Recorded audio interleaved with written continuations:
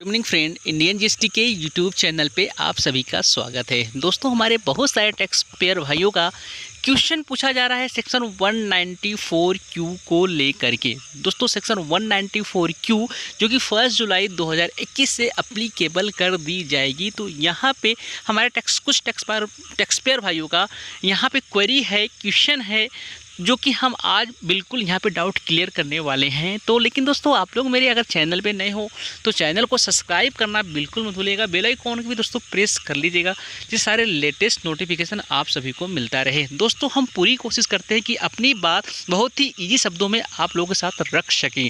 तो चलिए दोस्तों, स्टार्ट करते हैं आज का अपना वीडियो। दोस्तों, हम पहले बात करेंगे सेक्शन 194 क्यू जो कि 1 जुलाई 2021 से अप्लीकेबल कर दी जाएगी। तो पहला पॉइंट मेरा यही है, सारे टैक्स पेयर भाइयों के मन में चल रहा है कि सर ये किस पे अप्लीकेबल होगा सेक्शन 194 क्यू। तो दोस्तों, इसके दो कंडीशन है। पहला कंडीशन दोस्तों इसका ये है, जिन भी टैक्स पेयर का प्रीवियस फाइनेंशियल ईयर में अगर टर्नओवर 10 CR से ज़्यादा हो जाता है, दोस्तों 10 करोड़ से ज़्यादा अगर किसी भी प्रीवियस फाइनेंशियल ईयर में किसी भी टैक्स पेयर का टर्नओवर 10 करोड़ से ज़्यादा क्रॉस कर जाता है, ओके, पहला कंडीशन ये हो गया। सेकंड कंडीशन है दोस्तों, अगर आपने किसी एक सिंगल पर्सन से फाइनेंशियल ईयर में 50 लाख से ज़्यादा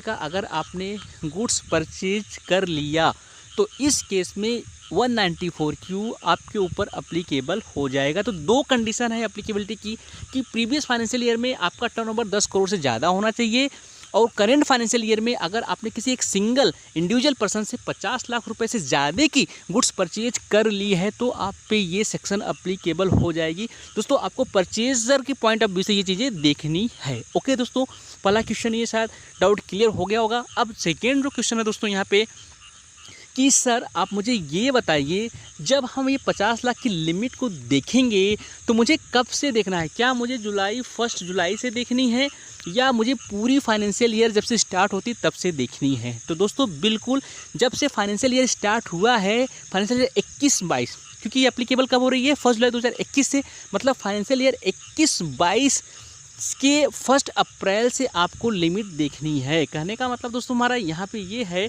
कि जब आप ये 50 लाख की लिमिट देखोगे तो आपको 1 अप्रैल 2021 से लेकर के आपको जुलाई तक अप्लीकेबल होने वाली है। तो आपको देखनी है कि क्या मेरा अप्रैल में जून में किसी भी एक सिंगल पर्सन से अगर हमारी परचेज 50 लाख से ज़्यादा की हो गई है, सपोज अप्रैल से लेकर जून तक आपने किसी एक सिंगल पार्टी से 50 लाख से ज़्यादा की आपने गुड्स परचेज कर रखी है, और फिर आपने जुलाई में फिर 10 लाख रुपए की परचेज और कर लेते हो, तो दोस्तों क्या आप पे एप्लीकेबल हो जाएगा?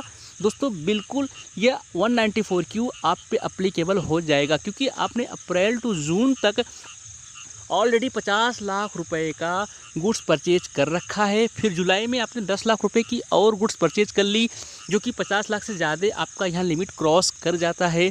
इस केस में 10 लाख रुपए जो आपने एक्सेस परचेज किया है, इस पे आपको 0.1% के हिसाब से आपको टैक्स देना पड़ेगा, गवर्नमेंट को TDS काटना पड़ेगी पार्टी की। दोस्तों, आई होप यहाँ तक आपको क्लियर हो गया होगा। अब दोस्तों, तीसरा क्वेश्चन जो आता है यहाँ पे, कि सर हमें गवर्नमेंट के पास ये TDS काट के पेमेंट कब करानी पड़ेगी? क्या माल जब हम खरीदेंगे उसी समय करानी है, या जब हम पेमेंट करेंगे तब करानी है? दोस्तों, ये बहुत इंपॉर्टेंट है, ये आपको समझना बहुत ज़्यादा ज़रूरी है।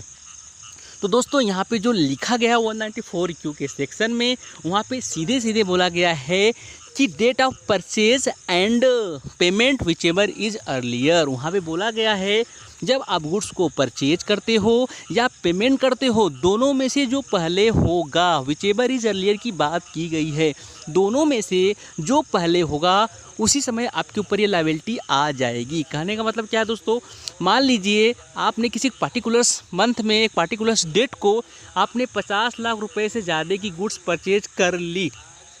पहले आपने माल खरीद लिया, किसी एक डेट को 50 लाख से ज़्यादा की माल खरीद ली आपने किसी पार्टी को, तो जिस डेट को आप माल खरीदोगे 50 लाख से ज़्यादा की, उस डेट को आप लाइबल हो जाओगे TDS गवर्नमेंट को जमा कराने के लिए। आपको TDS काटना है और आपको TDS गवर्नमेंट के अकाउंट में पेमेंट करना पड़ेगा, आपके ऊपर लाइबिलिटी आ जाएगी। अच्छा, हो सकता है दोस्तों आप पहले माल नहीं खरीदते हो, आपने एडवांस पेमेंट कर दिया, किसी पार्टी को आपने 60 लाख रुपए का एडवांस पेमेंट कर दिया माल खरीदने से पहले। तो इस केस में क्या होगा दोस्तों, तो दोस्तों जिस डेट को आप एडवांस पेमेंट करोगे इस डेट पे आपके ऊपर ये लायबिलिटी आ जाएगी, आपको TDS गवर्नमेंट के अकाउंट में जमा कराना पड़ेगा। क्यों?